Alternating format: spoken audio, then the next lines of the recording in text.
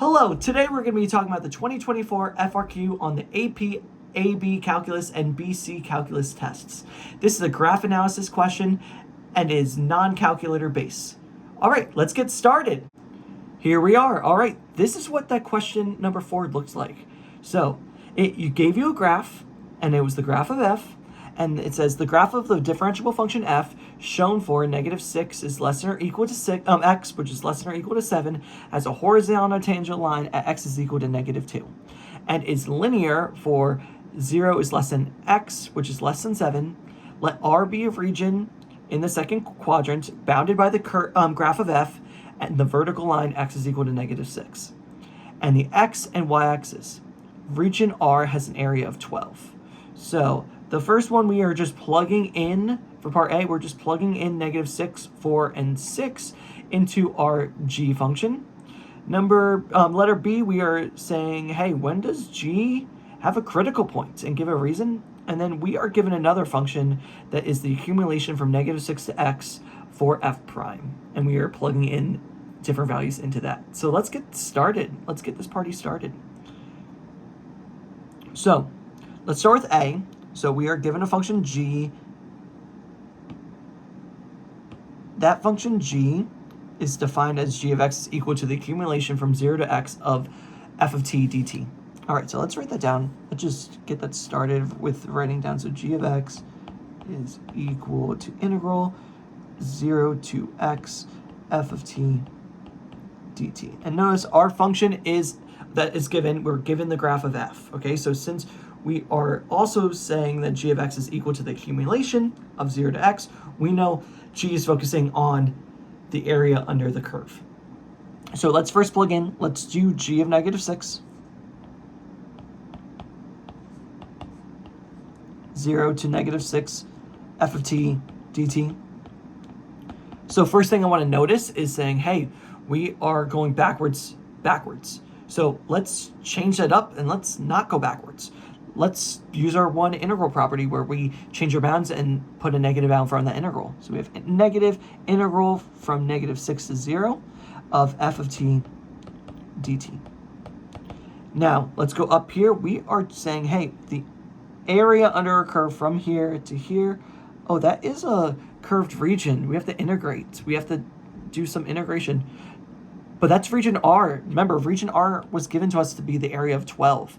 So our integral from -6 to 0 of f of t dt is going to be 12. However, it's negative.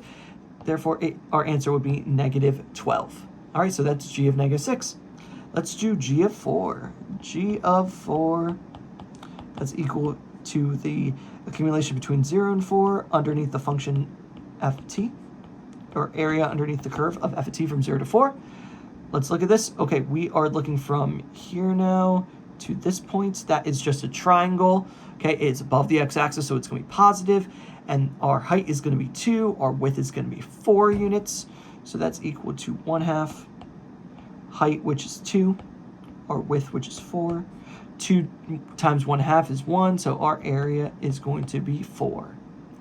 And let's do g of 6 now. Last but not least, that is from 0 to 6 of f of t dt. All right, let's look up here. So that is going to be from 0 to 6.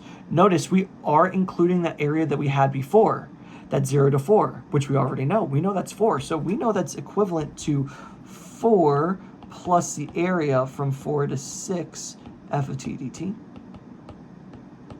And so let's figure out the area from 4 to 6. 4 to 6, that's also a triangle, but it's below the x-axis, so it's going to be negative. Our base of that triangle is going to be 2, and our height is going to be 1. So it is going to be so 4 plus -1/2 times our base, which is 2, times our height, which is 1. That's going to be equivalent to 4 minus 1, which is 3. So g of 6 is going to be 3, g of 4 is going to be 4, and g of -6 is going to be -12. And that's the first FRQ done. Let's go to part B. All right, so for the function g defined in part A, find all the values of x on the interval from 0 is less than x, which is less than or equal to 6, at which the graph of g has a critical point. All right, so let's first write g. G of x is equal to the area, the accumulation from 0 to x of f of t dt. I'm trying to find the critical points of g, aka when g prime of x is equal to 0. Okay, so I got to take the derivative of g. G prime of x, so I can take the derivative right-hand side. This is our first fundamental theorem of calculus, right? 6.4 in your CED. We then can say that is equal to f of x. All right, so guess what? If we're trying to find when g prime of x is equal to 0, we are technically trying to find when f of x is equal to 0, aka when it crosses the x-axis. When does that happen? Between 0 and 6. That happens at 4. Therefore, our time value, our x value, is going to be x is equal to 4. Okay, now we have to give a reason. So g has a critical point.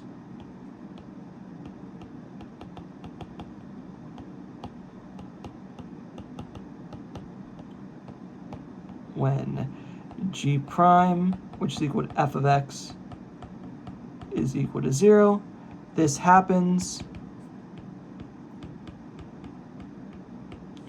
at x is equal to 4. Booyah! That's the next problem. Let's do problem C. So they give us a new function here. The function h is defined by h of x is equal to the accumulation from -6 to x of f prime of t dt. Find the values of h of 6, h prime of 6, and h double prime of 6. Okay, so we got a brand new function here. Let's write that down. H of x is equal to integral -6 to x of f prime of t dt. All right, so let's plug in 6 here because we're just trying to find h of 6. That's equivalent to -6 to 6 of f prime of t dt. So right there, that is the accumulation underneath f prime. However, am I given the graph of f prime? I'm not. So we're going to have to do a different way of figuring this out. We can't just say, hey, it's the area under the curve here. But however, what also is a way to figure out area under the curve? Integral is antiderivatives, right? So I can use my second derivative test, which is the antiderivative of my upper bound minus our lower bound. So here, what's the antiderivative of f prime? It is just f. So we f at our upper bound, which is 6, minus f at our lower bound at -6. So let's look, what is f of 6? F of 6 is going to be -1. And we're going to subtract f of -6. F of -6 is 0.5, so it's going to be minus 0.5, 0.5, and that is equivalent to -1.5. Pretty simple. All right, so we are trying to find h prime of 6 for the next bit. H prime of 6. So I need to figure out what is h prime of x. So let's take the derivative of h of x. So h prime of x. Okay, so now we were given h of x is equal to the accumulation from -6 to x of f prime of t dt.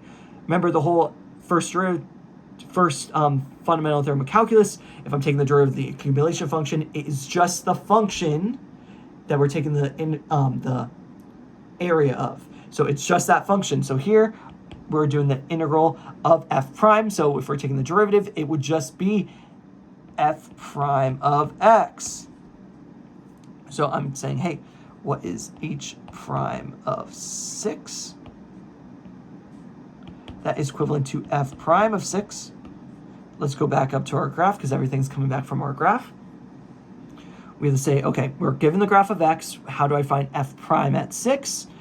We're given a linear line. Right there, linear line. I'm trying to find the slope of our graph. We're given a linear line. I just do more rise over run. So we're going from here to here. That point is 4, 0. That point is 6, -1. So our total rise was negative. We're going down 1. Our total run is over 2. Therefore, it is going to be -1 over 2. Our rise was -1. We're going over 2. -1.5. All right, and lastly, we need to find the second derivative at of h because we're trying to plug in h double prime, 6 into h double prime. So we have to figure out, hey, what is h double prime? That is going to be the second derivative of f now. Plug in 6, so h double prime of 6. That is f double prime of 6. So we are saying how quickly is our slope changing of f at 6? How quickly is that changing? Since it's a linear line, right? The first derivative is our slope. Is there any concavity to the linear line? There's not. Our slope isn't changing. It is staying constant. It is staying constant at 0. Therefore, our answer here is going to be 0. And that is this FRQ answered. It was pretty simple. It just really here it's testing. Do these people, do the students really know your fundamental theorem of calculus? That's what they're testing here. Let's talk about how the AP graders allocated those 9 points to this problem. All right, so they gave out 9 points to this FRQ, like always. And let's go over where they gave these points. Okay, so for part A, they gave 3 points for this total problem. The first points came from establishing, saying, hey, our answer was -12 for g of -6. So that is 1 point. The second point is saying, hey, I got 4 for g of 4. And our third point came from, hey, I got 3 from g of 6. Pretty simple. It's just getting the correct answer for when you plugged into our function. So that was part A. Part B, this one is super interesting. You got 1 point for stating that g prime of x was equal to f of x. For knowing that fundamental theorem of calculus. If you had that on your paper, that was a point. You didn't even have to say the fundamental theorem of calculus. You just had to have g prime of x is equal to f of x. Boom, that was a point on the FRQ. Our other point was our explanation with our correct answer. You got a point for there. So saying g is a critical point when g prime of x is equal to f of x, which is equal to 0. This happens at x equals 4. That was another answer point. And lastly, our question 4. You got 1 point if you use this fundamental theorem of calculus. So if you knew, hey, I had to do our initial, our final at our antiderivative at our final point minus our antiderivative at our initial point, you got a point. And you also got a point for having 1.5. You got a point for having -1/2 as your answer. And you also got 1 point for having 0 as your answer. And just like that, that's how they allocated those 9 points for this FRQ. All right, that is how the AP graders graded the FRQ and how they wanted you to answer all those questions. This is a pretty straightforward question. I feel like the graph analysis ones always are, and the graph analysis ones are super common to be on your AP test. So I hope you found this video helpful, and I hope you found my explanations helpful. Leave a comment down below if you did. There are plenty of other videos for you to go watch. I'm going to be doing FRQs for the past years. So I hope you have a good time studying for your AP test, and I hope you found this video helpful. Thank you very much for watching.